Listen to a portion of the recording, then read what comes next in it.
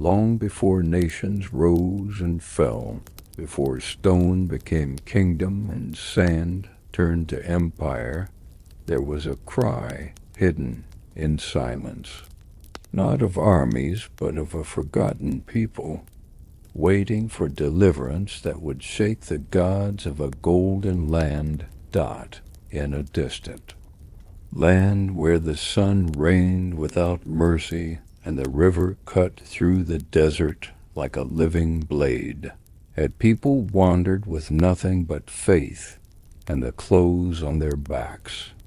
They were called the Yashurim, humble shepherds descended from a line of dreamers. For generations they lived among hills and stars, believing not in many gods, but in one unseen, yet ever present. When famine struck their homeland, drying the wells and turning the earth to dust, the Yashurim sought shelter in the empire of Na, a land overflowing with food, power, and gods carved in obsidian and gold. There they were welcomed for the sake of one man, a brother lost, to slavery now risen in power. His name was Enlil. Through suffering he had become not a steward of grain, second only to the throne.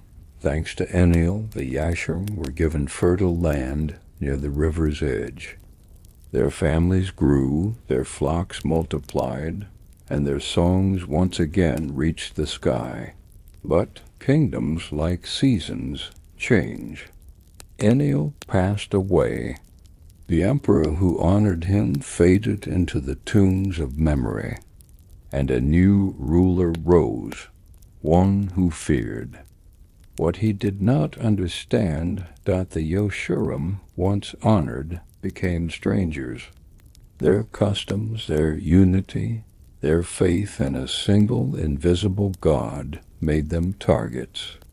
The emperor saw not neighbors, but a nation growing within his own. Fear grew like a weed, and fear breeds chains. Decrees followed, taxes rose.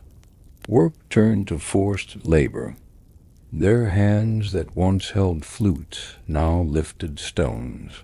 What began as help became slavery. Their children no longer knew the sound of laughter without pain.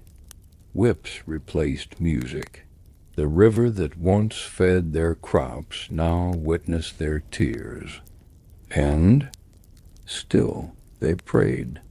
Even in the shadows they whispered the promises told by firelight, that one day a voice would rise. One day freedom would come. In the darkest hour, a mother gave birth to a son. She named him Lyre, which means my light. Fearing the emperor's new decree that all male children be drowned in the sacred river, she crafted a basket, sealed it with pitch, and set her child afloat. The waters, once feared, carried him toward a destiny far beyond what she imagined. The child was discovered by the emperor's own daughter, bathing where the leaves met the current. Struck by his silence and strength, she raised him as her own within the palace walls. Lyre grew among scholars and generals, walked marble halls, and dined with nobility. Yet his dreams were filled with sand, fire, and voices that cried from far away. One day, as a man, he left the palace gates and saw the truth. A Yashurim worker collapsed beneath a guard's boot. Something inside Lyre shattered. He struck down the oppressor and fled into the wilderness. There, beneath stars, he barely remembered. He wandered, broken, hunted, and a lone dot in the desert silence he found fire, a flame that did not consume. From within it a voice called his name. Lyre, it said, I have seen the affliction of my people. You will be their voice. You will lead them out. Trembling, Lear accepted the call, not because he believed in himself, but because he could no longer ignore the suffering. He returned to Nar a different man.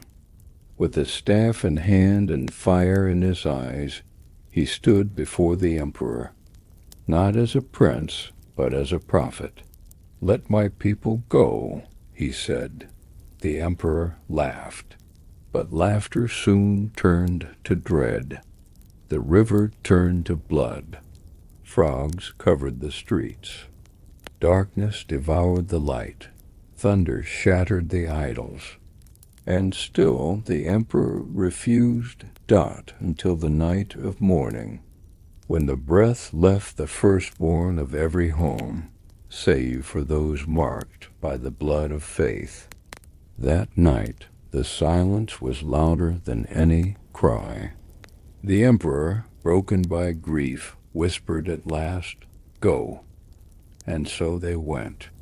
A nation of slaves walked into the wilderness, following a cloud by day and a flame by night. But the desert was not what they expected. Hunger came like a thief. Thirst burned hotter than the sun.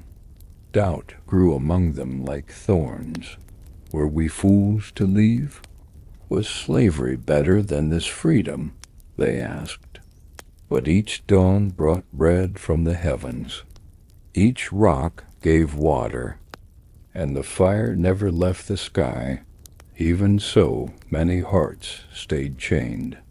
They missed the routines of bondage, the certainty of pain. Freedom, it turned out, was harder than captivity. Lear climbed the mountain and returned with stone tablets. Not laws, but a new way to live, with honor, with rest, with justice. But the people were slow to learn. Time passed. The old grew weary. Graves dotted the sand. Yet a new generation rose, born in freedom, hardened by wandering. They saw not the palace, but the fire. Not the change, but the path ahead. To them the promise was not a memory, it was a future. When they reached the edge of the promised land, Lear stood on the final hill, his face aged by sun and sorrow. He looked back at the desert, then forward to the future. "This," he said, "is not the end. It's only the beginning." And with that, the people crossed.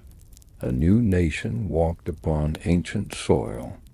Their feet carried the memory of slavery and the strength of deliverance. And though Lear did not walk, with them his fire burned in every step. The story of the Yashrum was no longer just a story of suffering.